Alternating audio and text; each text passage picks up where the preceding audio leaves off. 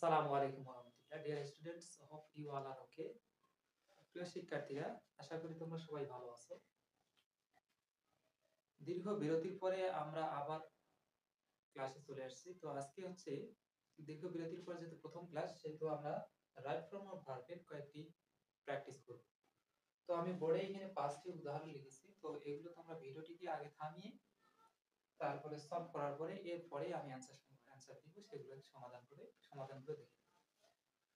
তো আমরা দেখি আমাদের এখানে পাঁচটি যে एग्जांपल লেখা আছে, সেই एग्जांपल গুলো খুবই সহজ। এগুলো তোমাদের জানা আছে এবং আগে হয়তো রুলস গুলো পড়ে থাকতে পারো।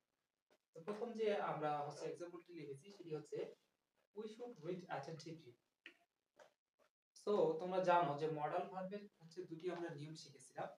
সেই দুটি নিয়মের মধ্যে প্রথম একটি নিয়ম ছিল, সেটি হচ্ছে যে কোন সেন্টেন্সে যদি মডাল ভার্ব থাকে, মডাল ভার্বগুলো তোমাদের জানা আছে সবারই।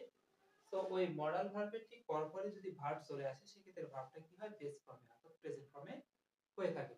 সো এখানে আমরা কি দেখতে পাচ্ছি, we should read attentively. So এখানে মডাল ভার্ব হচ্ছে শুড। শুডের পরে ঠিক পরপরই আমাদের কি আছে, ভার্ব অর্থাৎ ক্রিয়া দেওয়া আছে।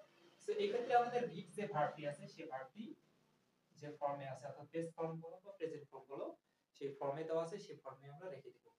সো নেক্সট ওয়ান হচ্ছে দে আর এনজয় দ্য ম্যাচ। সো এটি একটি তোমাদের নিয়ম ছিল, সেটি হচ্ছে বি ভার্বের পরে কখনো আইএনজি হয়, কখনো হচ্ছে পার্টিসিপল হয়। তো সেটি কি, সেটি হচ্ছে যখন আমরা দেখব যে সেন্টেন্সটি অ্যাক্টিভে আছে, অর্থাৎ ভয়েসের দিক থেকে বিবেচনা যদি করে আমরা দেখি যে সেটি অ্যাক্টিভে আছে, তাহলে বুঝতে হবে যে বি ভার্বের পরে যে মেইন ভার্বটি দেওয়া থাকবে, সেই ভার্বটি কি হবে, আইএনজি ফর্মে হবে। সো এখানে যে সেন্টেন্সটি আছে সেটি কি, দে আর এনজয় দ্য ম্যাচ। এখানে কিন্তু একটু তোমরা যদি বিবেচনা করে একটু ভালোভাবে চিন্তা করো, তাহলে বুঝতে পারবা যে এখানে কি, এখানে হচ্ছে অ্যাক্টিভ বোঝাচ্ছে। তো কেন বোঝাচ্ছে, এত বিস্তারিত এখন যাচ্ছি না, আমি জাস্ট সলভ করে দিচ্ছি। সো এখানে অ্যাক্টিভ যেহেতু বোঝাচ্ছে, সো এখানে কি হবে, এনজয় হবে। Next one, by get chance you can earn money.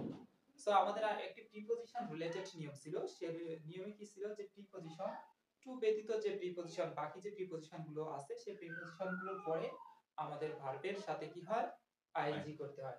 So by এর পরে এখানে আমাদের কি আছে, গেট আছে। সো গেট কে আমরা কি করব, গেটিং আইএনজি ফর্মে পরিণত করব। Next one, it should have do timely. So তোমাদের আরেকটি মডাল ভার্বের নিয়ম ছিল যে মডাল ভার্বের ঠিক পরপরে যদি হ্যাভ অথবা বি থাকে, হ্যাভ অথবা বি থেকে থাকে, তাহলে পরের যে ভার্বটি আসবে সেই ভার্বটি কি হবে, থার্ড ফর্মে অর্থাৎ পার্টিসিপল ফর্মে হবে। সো এখানে কি আছে, ইট শুড হ্যাভ, ডু ভার্বের পার্টিসিপল ফর্ম হচ্ছে done. Next one, while. While related তোমাদের দুটি নিয়ম ছিল। হোয়াইলের ঠিক পরপরে যদি তোমরা গ্যাপ পেয়ে থাকো, তাহলে সেই ক্ষেত্রে ওখানে যে ভার্বটি বসবে, সেই ভার্বটি হচ্ছে আইএনজি করতে হবে।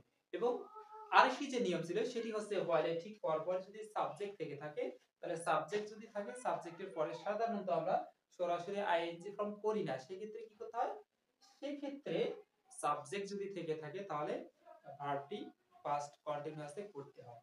তো এখানে হোয়াইলের ঠিক পরপরে তোমরা দেখতে পাচ্ছ, হোয়াইলের ঠিক পরপরে কোনো সাবজেক্ট নেই, সরাসরি একটি ভার্ব দেওয়া আছে। তাহলে আমরা কি করব, ভার্বটিকে আইএনজি করে দিব। তাহলে while learning English they, তোমাদের হয়তো মনে আছে যে যেখানে while থাকে, while যদি কোনো সেন্টেন্সে থাকে এবং ওই একই সেন্টেন্সে যদি আরেকটি ভার্ব দেওয়া থাকে, অর্থাৎ while এর পরে যে ভার্বটি থাকবে সেটি আইএনজি হবে এবং তারপরে যে ভার্বটি দেওয়া থাকবে সেটি কি হয়, পাস্ট ফর্মে হয়। সো এখানে কি আছে, সি এর পাস্ট ফর্ম কি, saw। তো এই হয়ে গেল তোমাদের সমাধান। তো আজকে ক্লাস এই পর্যন্ত। সবাই ভালো থাকবে। আসসালামু আলাইকুম।